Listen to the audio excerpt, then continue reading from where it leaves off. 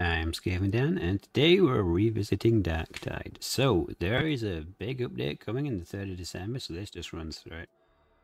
So it's completely free. We're getting some new missions in the protocol, new endgame mode, some more dynamic content rewards, some more co-op integration, and there'll be some more Twitch drops, I believe, if you're into that kind of thing.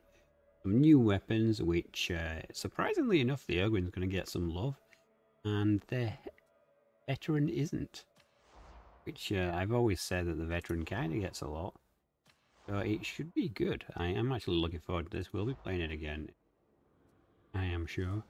Let's just spin up my Ogryn gun and have a quick chat about Darktide and what's changed since I last did a video covering Darktide. We're not going to do gameplay footage, so if you're here for that, sorry. This is going to be short, sweet. People seem to like my snappy content. We're going to try and stick with it. Okay, so we're loaded in. I've not been on for a hot minute, so that takes a little bit of a while to load in sometimes. So since last time, we now have the Shrine of Penance, where you can actually go through and unlock loads of extra basic perks that will give you free cosmetics and such. Penances, there it is. So this shows you everything you've completed and not completed. So as you can see, I've done a fair bit of Darktiding as it looks. Not so much as the Zealot fan, but Ogre's my lord. We're getting there pretty much. So there's tactical upgrades. And basically this is just breaking down each and every kind of particular achievement there is. Gives you something to build towards. And of course, the more you do, the more portraits and things you unlock. Which is something I think Spacemen should have really, but it's probably going to take a while to get there. This is still kind of the same. You got your weeklies, you got your acquisitions, but these are slightly less important these days because of the way the game has changed. But now you can actually combine weapons together. So you can go over here and you can buy weapons. So what you can do, what I've noticed anyway, is if you go here and you find the weapon you want to buy, well, you probably don't want to do it here actually, because these will be quite expensive. If you go to bronze armor here, you can basically choose whatever you want, right, and you can buy it. So if I was going to level the kickback, I'd buy like 10 kickbacks. I'd equip my kickback, do a mission with the kickback, which then kind of gives you some leveling for it. And when you then go into the upgrade tree for your kickback, you will then be able to boost it from the experience points you got from doing that mission, which is this masteries, right? So if we look at my kickback, which is already maxed, obviously, so you get these as you go through. I kind of prefer if, you know, you didn't just unlock everything. If you had a choice, if you actually had some kind of thinking and not just, oh, duh, I'll unlock everything, because to me it seems a bit simplistic, but whatever. And you can do this for every weapon. So you get your 10 grey items, you come over here, and basically, we have any grey items? Yeah, I do. Yes, yeah, I was doing it with a shovel. So you basically give them an upgrade, right? Because once they've got a perk, they recycle really well. And then if you just sacrifice a load of items, so if you sacrifice like 10 shovels, I'd be able to turbo boost my shovel up. In fact, shall we just do it? Do we actually actually? We don't have one of the shovels equipped. Latrine shovel. Yeah, let's equip the latrine shovel. Okay. Do just this full. Oh, I've already done it. That's why I've got those shovels. They're excess. I was probably trying to figure out at that point how many you needed, because I wasn't really sure, but it's like 10 greys in a mission, basically. And you're good. I really like the Brute Brainbuster, personally.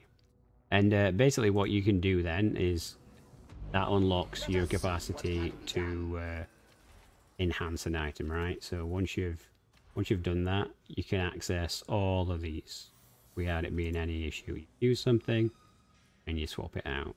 You obviously upgrade it first, so that's really nice. That kind of unlocks that. And it also allows you to From miracles cometh deliverance. yeah, it allows you to see now with these information bars and such exactly how close you were to having perfection on something. So you can actually upgrade items really well, really easy. It's really consistent. Gameplay footage hasn't really changed that much. Perks, or rather talents, should I say, if I use the right words. It was reworked like this, but I believe the Ogryn one is getting a rework with the next update on the 3rd anyway, so this is not really worth explaining that much. But basically, it works like that. It goes down the tree, you choose which path you want and everything else.